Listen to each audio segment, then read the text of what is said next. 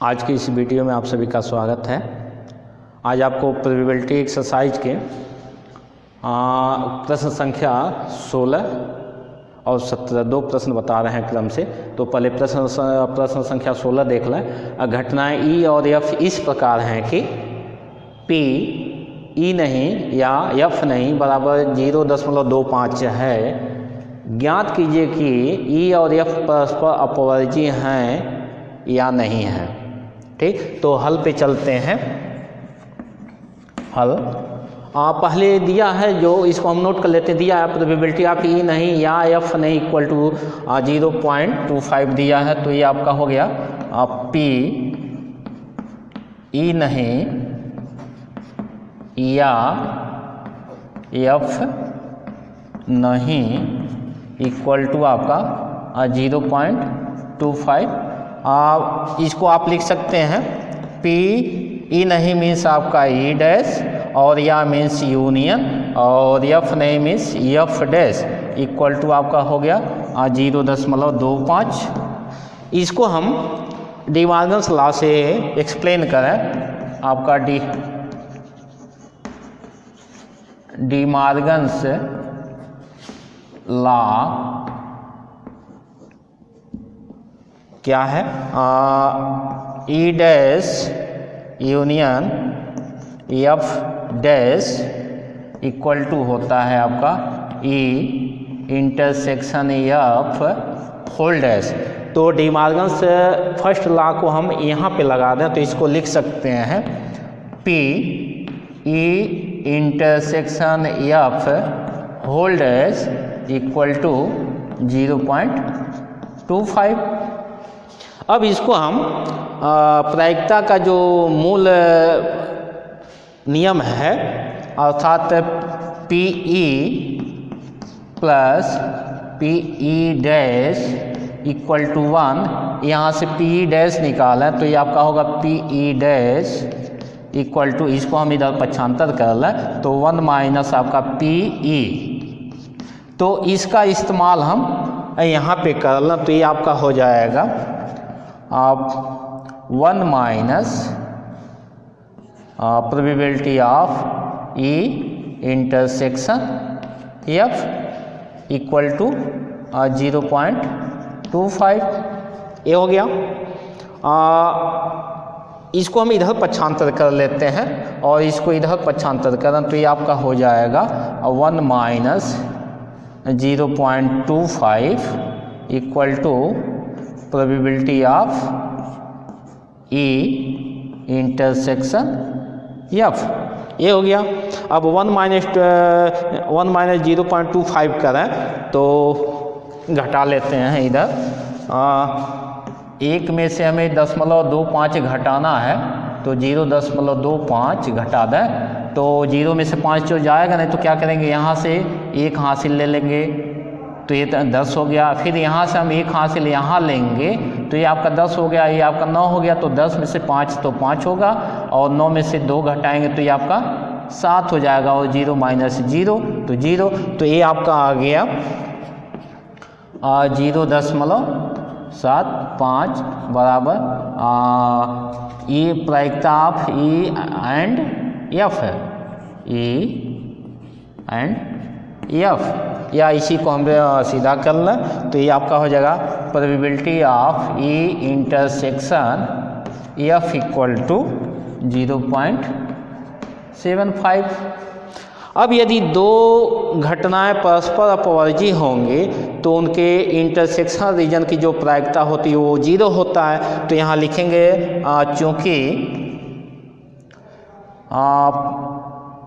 Probability of E intersection F is not equal to 0, दोनों घटनाओं के इंटरसेक्शन रीजन की जो प्रायिकता है वह 0 नहीं है। और परस्पर अपवर्जी होने के लिए दो घटनाओं के इंटरसेक्शन रीजन की जो प्रायिकता होती है वो 0 होता है।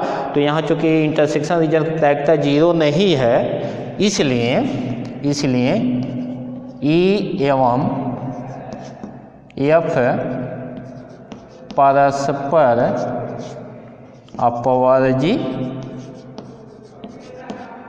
अपवर्जी नहीं हैं। ये प्रश्न संख्या 17 और घटनाएं ए और बी इस प्रकार है कि ए की प्रायिकता means probability of A equal to 0.42, probability of B equal to 0.48 और probability of A and B equal to 0.16 है।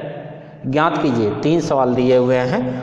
प्रोबेबिलिटी ऑफ ए नहीं, पहला प्रश्न, दूसरा प्रोबेबिलिटी ऑफ बी नहीं और तीसरा जो है आपका probability of A or B ज्ञात करना है। तो हल में चला पहले जो दिए गए हैं वैल्यू हम उसको क्रम से लिख लेते हैं। Probability of A equal to आपका है 0.42, probability of B equal to 0.48 और probability of A and means intersection B, A intersection B equal to 0.16। पहला प्रश्न है ए नहीं, प्रोबेबिलिटी ऑफ ए नहीं, तो इसको हम ऐसे लिखते हैं प्रोबेबिलिटी ऑफ ए डैश और प्रोबेबिलिटी की बेसिक फार्मूला से यदि हम इसको लिखें तो लिख सकते हैं P A plus P A dash equal to 1। यहाँ से इसको हम निकाल लें तो ये आपका हो जाएगा P A dash equal to 1 minus P A. तो पी ए नॉट की जगह हम 1 माइनस पी ए लिख दें तो ये आपका हो जाएगा 1 माइनस प्रोबेबिलिटी ऑफ ए। अब प्रोबेबिलिटी ऑफ ए की वैल्यू इधर दिए हुए हैं तो ये आपका हो जाएगा 1 माइनस 0.42 ये हो गया। अब इसको हम घटा लें तो घटाएं तो 1 में से हमें 0.42 घटाना है तो ये आपका हो जाएगा 0.42। तो 0 में से 2 जाएगा नहीं तो क्या करेंगे, जस्ट उसके आगे वाली संख्या, तो ये भी 0 है, यहाँ से हासिल नहीं होगा। फिर इसके आगे वाली संख्या पे जाएं तो 1 से हम एक कैरी कर लें 1 तो ये आपका 10 हो गया। फिर यहाँ से हम एक कैरी करें तो यहाँ 10 होगा, यहाँ 9 होगा तो ये आपका एक इधर ले लें तो ये आपका 10 हो गया। 10 में से 2 को माइनस करना तो ये आपका 8 हो जाएगा। यहाँ बचा आपका कितना 9, तो 9 में से 4 करेंगे तो ये आपका हो जाएगा 5 और 0 माइनस 0 तो ये आपका आ गया 0.58। तो ये आपका ये प्रोबेबिलिटी ऑफ ए नॉट की वैल्यू आ गई। इसी तरीके से दूसरे वैल्यू को हम देख लें। दूसरा जो वैल्यू दिया हुआ है प्रोबेबिलिटी ऑफ बी नहीं लिखा हुआ है तो इसको भी हम इसी तरीके से लिखें, अर्थात प्रोबेबिलिटी ऑफ बी डैश और बेसिक प्रायिकता के बेसिक फार्मूले से यदि हम इसको लिख लें तो ये आपका हो जाएगा 1 माइनस प्रोबेबिलिटी ऑफ बी और प्रोबेबिलिटी ऑफ बी का वैल्यू दिया हुआ है यहाँ रख लें तो ये आपका हो जाएगा 1 माइनस 0.48।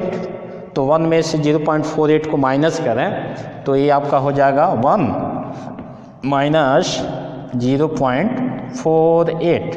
अभी माइनस करें तो 0 में से तो 8 जाएगा नहीं तो क्या करेंगे, उसके आगे वाली संख्या से कैरी करें तो ये भी 0 है, नहीं होगा तो फिर इसके आगे वाली संख्या से यहाँ से एक कैरी करेंगे, यहाँ आएगा 10 हो गया। फिर यहाँ से हमने एक कैरी कर लिए, एक ये 10 हो गया, 10 में से 8 आपका जाएगा तो 2 होगा और यहाँ 9 में से 4 गया तो ये आपका हो गया 5 और ये 0 हो गया तो 0 तो ये आपका हो गया 0.52।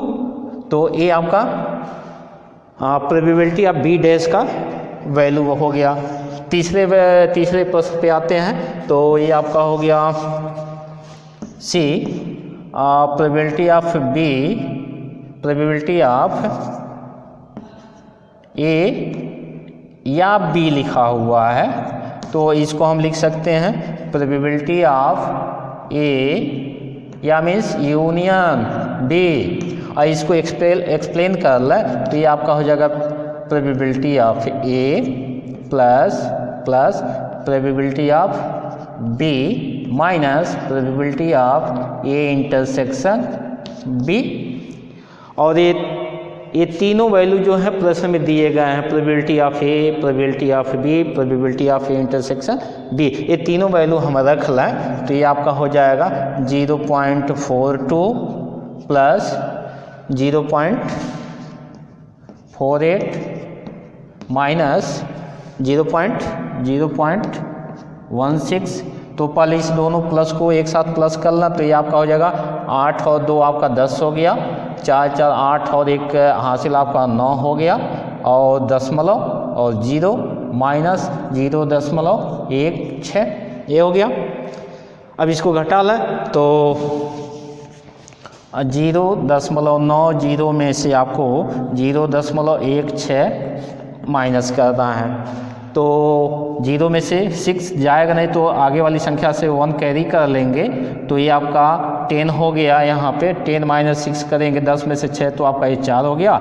यहाँ आपका 8 बचा, 8 में से 1 को करेंगे तो ये आपका 7 और 0.0, तो ये वैल्यू आपका आ गया 0.74। तो यह जो वैल्यू आपका है प्रोबेबिलिटी ऑफ ए